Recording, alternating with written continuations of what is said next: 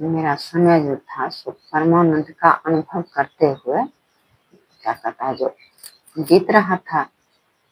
तो धीरे धीरे समय आगे आगे क्या कहता है जो बढ़ा, तो बच्चे लोग भी हो गए बड़े। वे लोग कहे कि मौत तुम भगवान में हरदम लीन रहती हो, मेरे तरफ भी तो ध्यान दो। तो मैं कुछ दुनियादारी की तरफ ध्यान दी। जब बच्चे लोग बड़े हो गए, मैं क्या करती थी, जो आसीन और चैत के नवरात्रा में माता क्या कहता है जो दुर्गा भवानी के अपने भगवती होता है ना, हिंदू समाज में एक कोना में एक ठो इतना माटी रख के उन लोग उनकी पूजा करते हैं। तो कहते हैं कि ये भगवती है, माता भगवती के नाम से। तो उसी जगह पर मैं पूजा कर रही थी। मैं हर साल करती थी ऐसे। तो ऐसे धूप फूल ये सब चढ़ा के और एक तो प्रार्थना क्या कहता है जो गा लेती थी, क्षमा स्तोत्र जो दुर्गा सप्तशती में है वह पढ़ लेती थी। और विधि तो नहीं जानती थी पूजा पाठ की, कैसे कलश स्थापन ये सब नहीं मुझे इतना पता था। तो मैं सिर्फ क्षमा स्तोत्र पढ़। तो इस प्रकार से क्या हुआ, जो समय बीत रहा था तो क्या कहता है जो घर मेरा अपना नहीं था, वो घर था मेरे वही चाची मौसी की घर थी, उसी घर में मैं रहती थी। तो क्या कहता है जो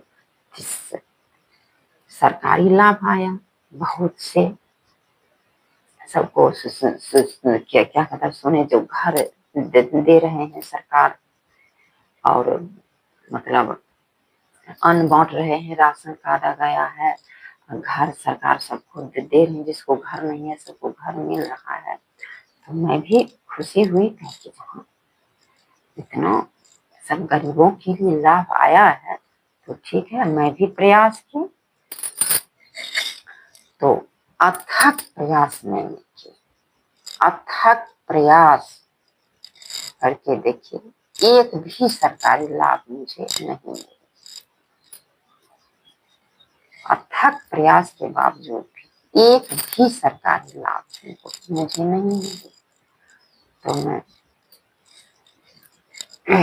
बच्चे लोग भी हो गए थे बड़े, तो कहे कि जाओ ठीक है तुम लोग बड़े हुए हो तो कमाओ कहीं जाकर बाहर भीतर। तो ये लोग बाहर भीतर गया, अपना दिल्ली गया, बम्बई गया, कुछ किसी न किसी लफड़ा कोई लफड़ा लग जाता था, कुछ नहीं होता था।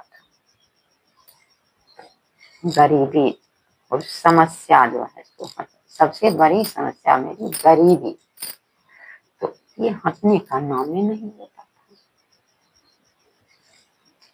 तो थोड़ा मजबूर थी मैं। तो एक दिन क्या हुआ, मुझे थोड़ा होता ये तो होता है जो भूखे भजन न कोई गोपाला ले लो अपना कंठी माला, ये वाली बात तो उतना भी कुछ है। तो लेकिन धर्म दुनिया में रहने के लिए, माया दुनिया में रहने के लिए तो 3 चीज जरूरी है, घर, वस्त्र और भोजन। ये तो परम आवश्यक है मनुष्य के लिए रहना चाहिए। तो ये तो मुझे चाहिए। तो ये घर तो मुझे अपना नहीं था, किसी तरह भोजन तो मिल जाता था, लेकिन हमें घर की भी तो जरूरी थे। तो चैत का क्या कहता है जो अथी था 10वीं दिन, चैते नवरात्रा के 10वीं दिन था। तो मैं उस दिन थोड़ा चिंता व्यक्त की, माँ से कही कि हे माता ये कैसी आपकी मतलब मेरे प्रति थी, इतना दर्शन भी दी, भगवान का भी दर्शन की, माता भगवती आदि शक्ति की भी दर्शन की, उनसे बात की, भगवान से बात की, लेकिन मेरी समस्या क्यों नहीं हट रही है? ये तो चिंताजनक बात है। मैंने उनसे मन ही मन प्रार्थना की कि क्या आप मेरी इस समस्या को नहीं हटा सकते क्या? कौन सी बात? और मुझे याद आई कि माता का आदिशक्ति महाकाली ने कही थी कि तुम माने पूरे जीवन परमानंद का अनुभव करते हुए क्या कहता है जो व्यतीत करना। तो मुझे वो बात याद आई, समझ में नहीं आई कि ये क्या कही। मैंने उनसे प्रार्थना की, माता जो कहे जो मतलब जीवन भर परमानंद का अनुभव करते, परमानंद का अनुभव तो कर रही हूँ, लेकिन हमें तो कुछ चाहिए भी, तो समस्या का भी तो हल चाहिए। तो कैसी ये माता की कृपा, थोड़ा मुझे मन में कष्ट। तो मेरे हृदय में से आवाज आई, वो माता दुर्गा भवानी की आवाज थी, क्या कहता है जो दया भरी आवाज। तो मेरे हृदय में से आवाज आई कि तुम मतलब क्या कहता है तुम्हें ब्रह्मा जी का शाप क्या कहता है जो मिला हुआ है। मैंने कही क्यों? ब्रह्मा जी को मैंने क्या ऐसी क्या कहता है जो बिगाड़ दी? भगवान के घर में मैंने क्या अपराध कर दी कि इतना जटिल शाप मुझे दे दिए कि जी हम मेरी समस्या का हल नहीं हो रहा है? ये कैसी बात हुई? क्या मैंने बिगाड़ी? तो फिर आवाज आई, मतलब दुर्गा भवानी ने कहे कि वे मेरे ज्ञान नेत्र को, दिव्य दृष्टि कहें या ज्ञान नेत्र कहें, एक क्षण के लिए खोल। और मैंने वो कही कि देखो। तो मैं देखने लगी, मेरे ज्ञान नेत्र खुले और मैं देखने लगी, एक क्षण के लिए खुले। तो देखी कि एक समय ऐसा था भगवान के घर में, जो मैं बैठी हुई और एक ठो ऋषि हैं या देवता हैं, वो मैं बढ़िया से नहीं समझ सकी, लेकिन ये आवाज मतलब देखी मैंने कि एक ऋगु की तरह, ऋगु की तरफ देख रही थी मैं एक टक से। तो ब्रह्मा जी ने मतलब मुझे देख लिए कि ये ऋगु की तरफ देख रही हैं। तो उन्होंने मुझे श्राप मतलब शाप दे दिए, जो क्या तुम किसको देख रही हो? अपने परमानंद को छोड़कर किसके तरफ तुम देख रही हो? जाओ तुम इसी के साथ धरती पर जाकर इसके घर में रहकर तुम नाना प्रकार के दुख भोगोगी और नाना प्रकार की समस्याओं में तुम उलझी रहोगी। जब तक इसके घर में तुम क्या कहता है जो रहोगी, तब तक तुम्हें अनेक समस्याओं का सामना करना पड़ेगा। जाओ तुम, कैसी तुम हो, भगवान को छोड़कर इसके तरफ देख रही हो? तो मैंने झट से उन्हें हाथ जोड़ी, कहे कि नहीं प्रभु, मैं उनमें भगवान परमानंद को ही क्या कहता है जो देख रही थी। उनके हृदय में भगवान परमानंद उनके हृदय में है, मतलब ऐसा मैंने देख रही थी।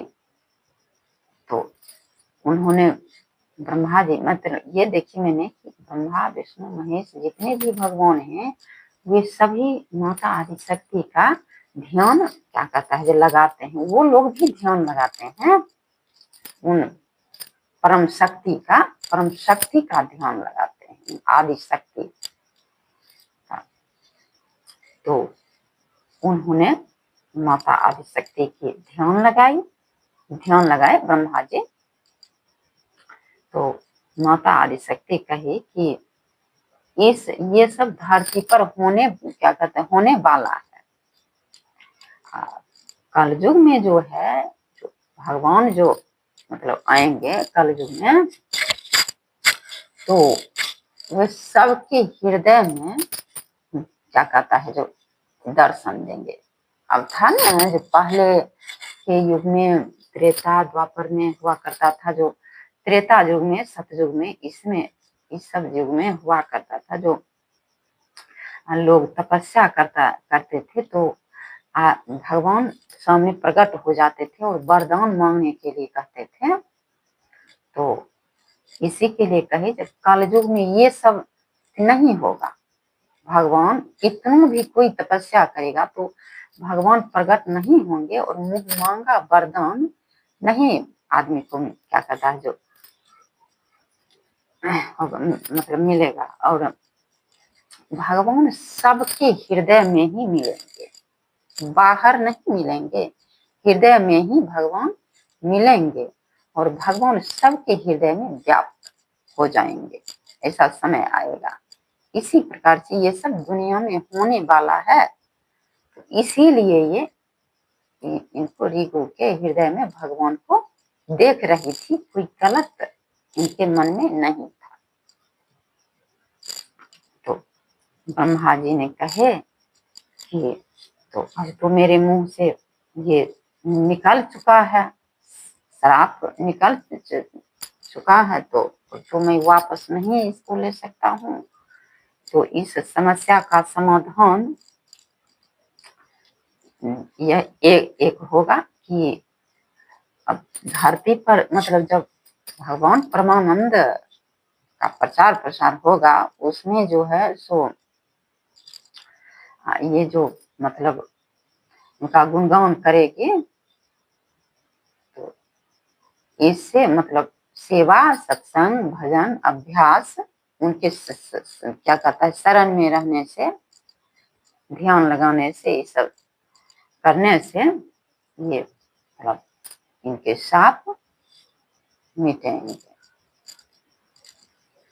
तो ये वाली बात हो गई। तो मैंने समझी, तो तब मेरी मतलब फिर दुनिया में मेरी दिव्य दृष्टि फिर हो गई, मतलब हटा, और फिर दुनिया में मेरे नेत्र खुले ऐसे। तो फिर मैंने तब से समझ में आया दिमाग में कि ओ मतलब गुरु महाराज जी सत्संग में भी कहते हैं कि सेवा का फल व्यर्थ क्या कहता है जो नहीं होता है। तो इससे मैंने बार बार कहते हैं कि सेवा सत्संग और भजन अभ्यास करो, क्योंकि ये मतलब ज्ञान के 3 खंभे हैं, सेवा सत्संग और भजन अभ्यास। अभ्यास का मतलब ध्यान पर बैठते हैं लोग, उसको कहते हैं ध्यान लगाने। 1 घंटा जो ध्यान लगाना होता है उसको अभ्यास कहते हैं। और भजन भी क्या कहता है जो आदमी को करना चाहिए, गाना चाहिए। तो मेरे दिमाग में तब आया कि ओ मतलब ये जो भगवान के ये सत्संग जो हो रहा है, तो परमानंद के ये सेवा सत्संग भजन अभ्यास करने से आदमी के पाप मतलब जन्म जन्म के पाप ताप शाप मिटते हैं धीरे धीरे करके। आप कोई कहे जे हम एक दिन ध्यान कर लिए हमारा सारा पाप जन्म जन्म को मिट जाए, वो नहीं होता है। जैसे कोई बहुत टाइमिंग है ना, जैसे जिसको जीवन भर का दुख लिखा है, तो वह जो डेली ध्यान करेगा नित्य प्रतिदिन, उसको धीरे धीरे करके न दिन प्रतिदिन का जन्म जन्म के पाप ताप शाप मिटेंगे धीरे धीरे करके।